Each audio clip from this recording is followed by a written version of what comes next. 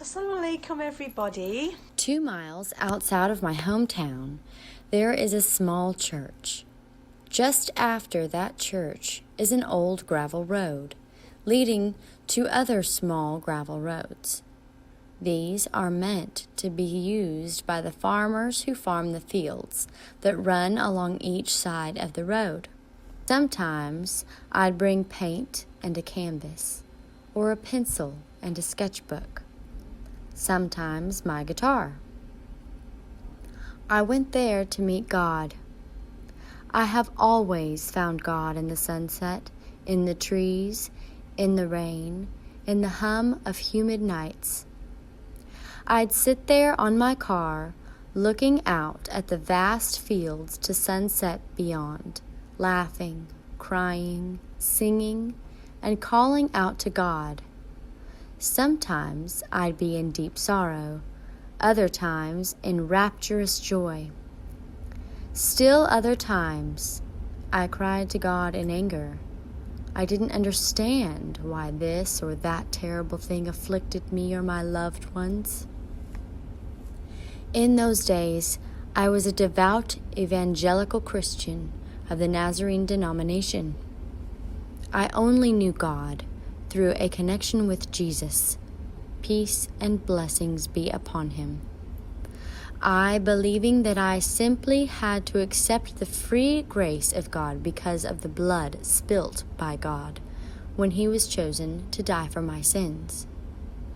Because I was born in America to American parents, grandparents, and great-grandparents, I only spoke English. So all my songs for God and my pain were expressed in English. Though the deepest conversations I had with God were entirely speechless, my heart calling out to my Maker. Later, after I accepted Islam, although I felt peace in my heart, my understanding of God changed drastically. It's because of the people I was surrounded with. Gone were the days of deep connection with my God. Now my focus was directed to my deeds and gaining blessing and reward for the afterlife and paradise.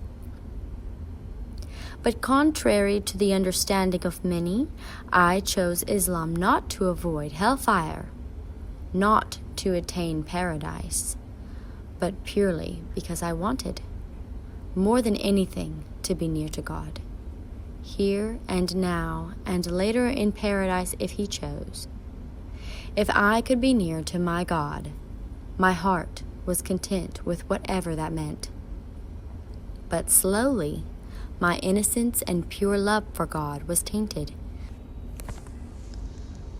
Just as a child's faith often becomes callous as they come into their adulthood, I resented God for demanding I address him in Arabic in the prayers every day.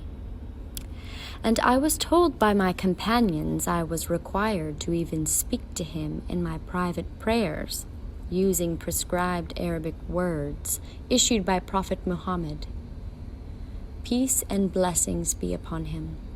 Even when I understood the words I was saying, they were not from my heart, not in my heart language. I felt a wall stood between me and God, or a great chasm. I no longer looked forward to the chances I would get to have a personal connection with him. The 5 prayers became dull and rote, mere ritual I had to do to maintain my status as a new Muslim. I longed for the days where I could address my Creator from my heart in my own language.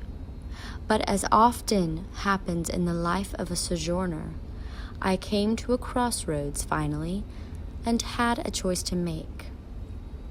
Allow this feeling to overwhelm me and stop my prayers altogether, both ritual and otherwise, or find a way to connect my heart to my words in whatever language.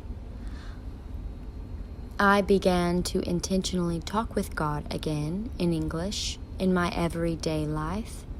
I would thank him for this or that, and I'd ask him for help in this or that, and seek his comfort in various ways. I still prayed the required 5 prayers a day in Arabic, but my connection with God began to mend the more I allowed myself to come near to God in the way I felt comfortable. I won't act as if the situation was resolved.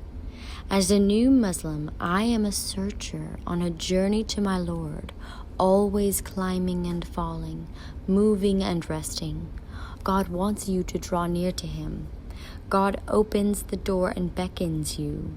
He is nearer to you than your jugular vein. He knows the secrets you conceal in the depths of your heart, and he loves you all the same. God is the creator of all people and all tongues, and he understands your words before you speak them. Arabic is simply the language he chose to communicate the Quran in because it was given to Prophet Muhammad, who was an Arab. Because of this, the 5 ritual prayers are required to be said in Arabic, as they are a mere reciting of the words of the Quran. In a famous hadith, Allah tells us that if we come to him walking, he comes to us running. We cannot allow anything to come between us and our Maker.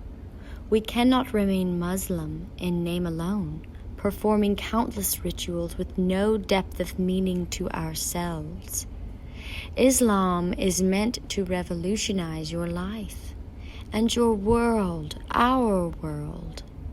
Come to him any way you can, in any language you can, as soon as you can. The door is open, the invitation stands.